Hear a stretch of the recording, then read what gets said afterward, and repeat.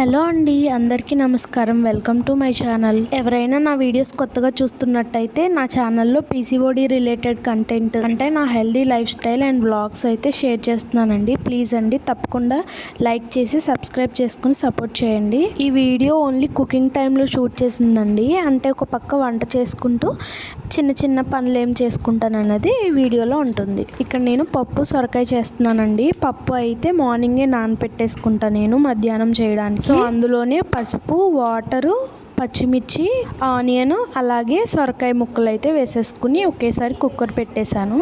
ఇక్కడ అయితే నేను చూపిస్తున్నాను కదండి, ఇవి బ్రౌన్ రైస్. ఇవి కూడా మార్నింగే ఒక 3-4 టైమ్స్ వాష్ చేసి తర్వాత నానపెట్టుకున్నాను. అయినా సరే మనకి ఆ డస్ట్ పార్టికల్స్ కొంచెం వాటర్ అవి బ్లాక్గా వస్తాయి అన్నమాట. అందుకోసమే వంపేసి మీకు చూపిస్తున్నాను. సో నేను ఈ గ్లాస్లో హాఫ్ గ్లాస్ మాత్రమే తీసుకున్నాను. బ్రౌన్ రైస్కి 1 వంతు బియ్యం తీసుకుంటే 3 వంతులు వాటర్ వేయాలండి. నేను హాఫ్ కప్ తీసుకున్నా కాబట్టి 1.5 వేసుకున్న సరిపోతుంది పొడి పొడిగా తినే వాళ్ళకి. నేనైతే మెత్తగా తింటాను కాబట్టి ఇంకొక గ్లాస్ ఎక్స్ట్రా యాడ్ చేసుకుంటాను. భలే స్మూత్గా వస్తుంది, డైజెషన్ కూడా ఫాస్ట్గా అయిపోతుంది. నార్మల్ ప్రెషర్ కుక్కర్లో కూడా వండుకోవచ్చండి. ఒక 5-6 విజిల్స్ అయితే పెట్టుకోవాలి. సో ఇవి అయితే ఇంకా మిల్లెట్స్ మా హస్బెండ్ కోసం అనమాట. ఇవి మనం రైస్ లాగా ఎక్కువ తినలేమండి. ఒక చిన్న గ్లాస్ ఇవి కంపల్సరీ 6 to 8 అవర్స్ నానిన తర్వాత వండుకోవాలి. దీనికి వాటర్ వచ్చేసి 1 కప్కి 1.5 కప్పు బాస్మతి టైప్లో వేసుకున్న సరిపోతుందండి పొడి పొడిగా తినే వాళ్ళకి. కానీ ఎప్పుడైనా సరే మిల్లెట్స్ పొడి పొడిగా తినడానికి ప్రిఫర్ చేయొద్దు, డైజెషన్ మంచిగా అవ్వదండి. సో ఇక్కడ స్మూత్ గా అంటే సంగటి టైప్ లోనే వండుతా కాబట్టి దీని నిండా వాటర్ వేసుకున్నాను. ఒక ఆప్షన్ కూడా ఉందండి, మీరు వాటర్ ఎక్కువగా పెట్టుకొని అన్నం వార్చుకుంటాం కదా, అలా కూడా వార్చుకోవచ్చు. మీకు పొడి పొడిగా వస్తుంది మిల్లెట్ రైస్ అనేది. ఇక్కడైతే నేను మజ్జిగ చేయడానికి చిన్న మసాలా ప్రిపేర్ చేస్తున్నానండి. కొంచెం జీలకర్ర, పచ్చిమిర్చి, అలాగే మిరియాలు వేసుకుని దంచుకుంటున్నాను. మా హస్బెండ్కి ఇలా ఫ్లేవర్డ్ మజ్జిగలు అంటే చాలా ఇష్టం అనమాట. సో ఆఫ్టర్నూన్ కానీ ఈవినింగ్ కానీ తాగడానికి ముందే చేసి పెడతాను ఒక పెద్ద గిన్నె నిండా. మనకి పెరుగు, మజ్జిగ ఇవన్నీ చాలా మంచి అండి బాడీకి. మంచి డైజెషన్ కానీ బాడీ చల్లగా ఉంచడానికి పెరుగులో ఉండే మంచి బ్యాక్టీరియా అనేది మన బాడీకి చాలా మంచి చేస్తుంది. వెయిట్ లాస్ కానీ హెల్దీ డైట్ చేసే వాళ్ళు ఖచ్చితంగా మీ డైట్లో మజ్జిగని యాడ్ చేసుకోండి. ఇంకా మనము ఇలాంటి లిక్విడ్స్ ఎక్కువ తీసుకుంటూ ఉండడం వల్ల ఫుడ్ కూడా తక్కువ తీసుకుంటాం అన్నమాట.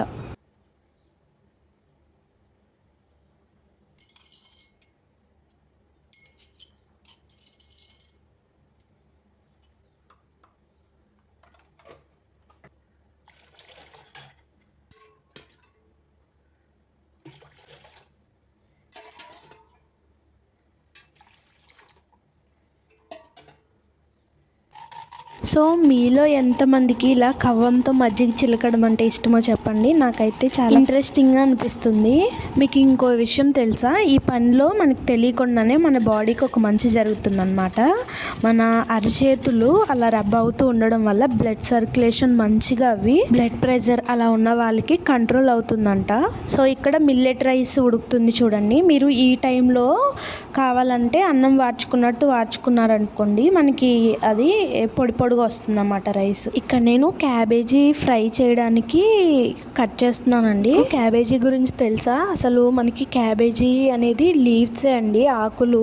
ఎవరైతే వెయిట్ లాస్ అవ్వాలనుకుంటున్నారో తప్పకుండా మీ డైట్లో దీన్ని యాడ్ చేసుకోవచ్చండి. చాలా బాగా హెల్ప్ అవుతుంది. దీన్ని లేడీస్ తీసుకోవడం కూడా చాలా మంచిది అంటండి. కొన్ని ప్రాంతాల్లో ఇప్పుడు అంటే అన్ని ప్లేసెస్లో తింటున్నారు, కానీ ఫుడ్ కూడా లేని టైంలో వీటిని పండించుకొని ఒట్టిగా తినేవాళ్ళు అంటండి. అంటే ఇందులో సోడియం పర్సంటేజ్ కూడా ఎక్కువ ఉంటుంది, అంటే సాల్ట్. దీంట్లో ఫ్లావనాయిడ్స్ ఉంటాయంటండి. అవైతే ప్యాంక్రియాట్ క్యాన్సర్ అలాంటివి కూడా రాకుండా చేస్తాయంట. వీటిని కొరియన్, చైనా వాళ్ళైతే కిమ్చి అని చెప్పేసి డైరెక్ట్గా ఆకులే అండి. దీంట్లోనే వేరే టైప్ కూడా ఉంటుంది, ఇవి డైరెక్ట్గా కూడా తినేస్తారు.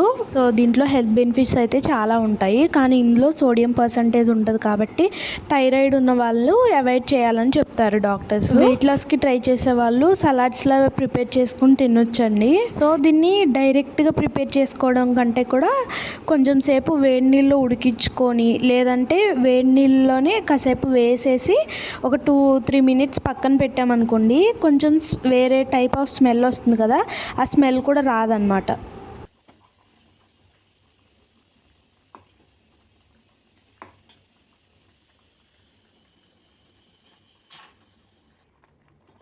దీన్ని పొడి పొడిగా కూడా వండుకోవచ్చండి. వాటర్ అన్నీ మామూలుగా అన్నం వార్చుకుంటాం కదా, అలా వార్చేసుకుని ఒక 2 మినిట్స్ స్టవ్ మీద పెడితే పొడి పొడికి కూడా వస్తుంది. కానీ అలా గట్టిగా కొంచెం పొడిగా తింటే డైజెషన్ అంత బాగా అవ్వవండి మిల్లెట్స్. ఇలా స్మూత్గానే వండుకోవాలి. అందుకోసమే దానికి రిలేటెడ్ డ్రైగా ఉండే కర్రీస్ కాకుండా కొంచెం లూజ్గా ఉండే కర్రీస్, పప్పు కానీ అలాంటివి, సాంబారు, పులుసు లాంటివి వండుకుంటే కాంబినేషన్ బాగుంటుంది అన్నమాట. ఈ వాటరు క్యాబేజ్ వేయడానికండి.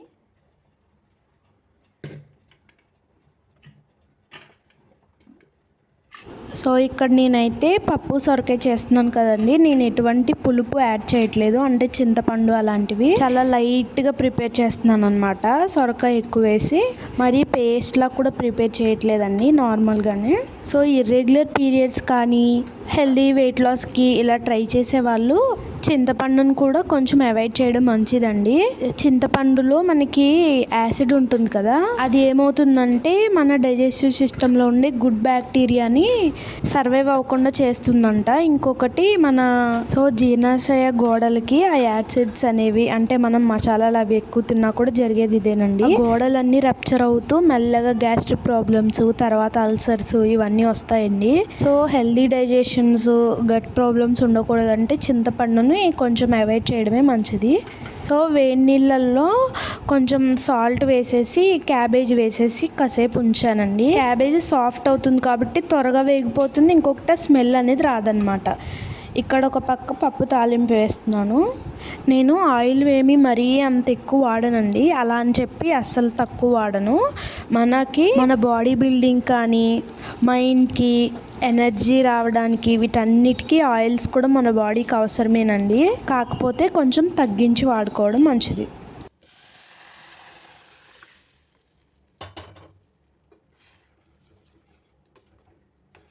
పప్పు సొరకాయ రెడీ అయిపోయిందండి. అసలు ఎంత టేస్ట్గా ఉందో, ఎంత కమ్మగా ఉందో అండి. పులుపు ఏం వేయలేదు కాబట్టి. ఇక్కడ చల్లమిరపకాయలు వేస్తున్నానండి పప్పులోకి. కాంబినేషన్ చాలా బాగుంటుంది.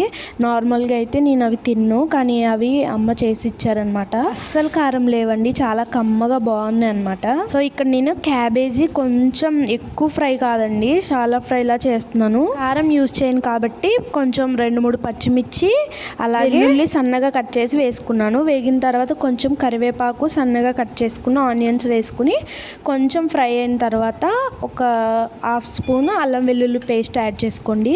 ఇది కూడా ఫ్రై చేసుకోండి. అసలు ఇవన్నీ కలిసి ఫ్లేవర్ టేస్ట్ ఇస్తాయండి ఫ్రైకి అయితే.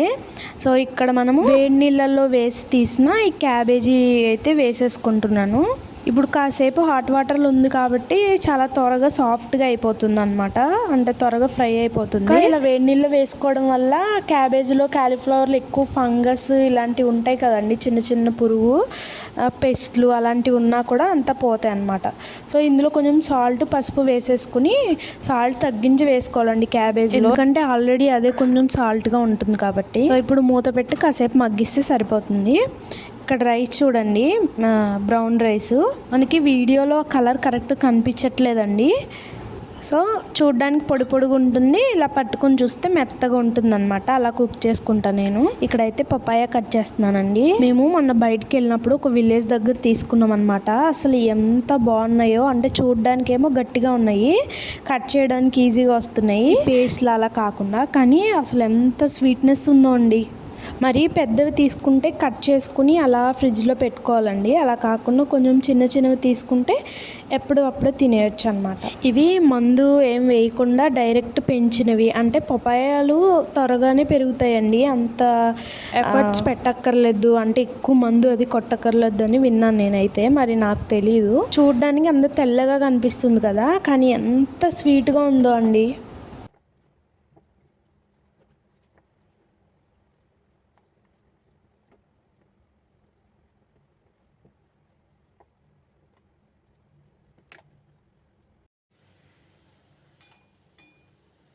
సో కొంచెం ఫ్రై అయింది చూడండి.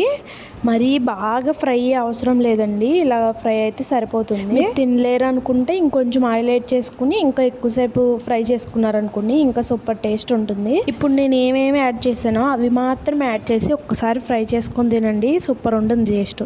ఇప్పుడు జీలకర్ర ధనియాలు పౌడర్ అయితే ఒక 2 స్పూన్స్ వేసుకొని కొంచెం సేపు ఫ్రై చేసుకోవాలండి. ఇక్కడ నేను కారం యాడ్ చేయలేదు, దానికి బదులుగానే పచ్చిమిర్చి ముందుగానే చిన్నగా కట్ చేసి వేసుకున్నాను. అలా కాకుండా పచ్చిమిర్చి వెల్లుల్లి దంచుకొని వేసుకోండి, ఇంకా అది కూడా బాగుంటుంది కారం కారంగా టేస్ట్. ఫైనలీ వంట కంప్లీట్ అయిపోయిందండి. ఆల్మోస్ట్ ఆడవాళ్ళందరూ అంతే కదండి, ఒక పక్క వంట చేసుకుంటే ఎన్ని పనులు చేసుకుంటారో. నేనైతే ఓన్లీ ఒక పక్క అంటే కటింగ్స్ అలాంటివి ఉంటే చిన్న చిన్న పనులు చేసుకుంటానండి, బయటికి వెళ్ళి పనులు చేయను. బట్టలు ఉతకడము అలాంటివి చేయను, ఆ టైంలో ఏమైనా మాడిపోయే అవకాశం ఉంటుందని చెప్పి. ఇంకొకటి అండి, మీకు ఎప్పుడు వీలైనా ఆల్మోస్ట్ కుకింగ్ అంతా చిన్న ఫ్లేమ్ మీద వండడానికి ట్రై చేయండి, దానివల్ల న్యూట్రియంట్స్ అన్నీ మన బాడీకి అందుతాయి, హెల్త్కి మంచిది. సో ఇక్కడైతే మా హస్బెండ్కి వడ్డిస్తున్నాను. ఓకే అండి, వీడియో కనుక నచ్చినట్టయితే చిన్న లైక్ ఇచ్చి సబ్స్క్రైబ్ చేసుకుని సపోర్ట్ చేయండి. నా వీడియో ఎలా అనిపించింది అనేది కామెంట్ చేయడం మర్చిపోకండి. నెక్స్ట్ వీడియోలో మళ్ళీ కలుద్దాం. ఉంటానండి. Thank you for watching.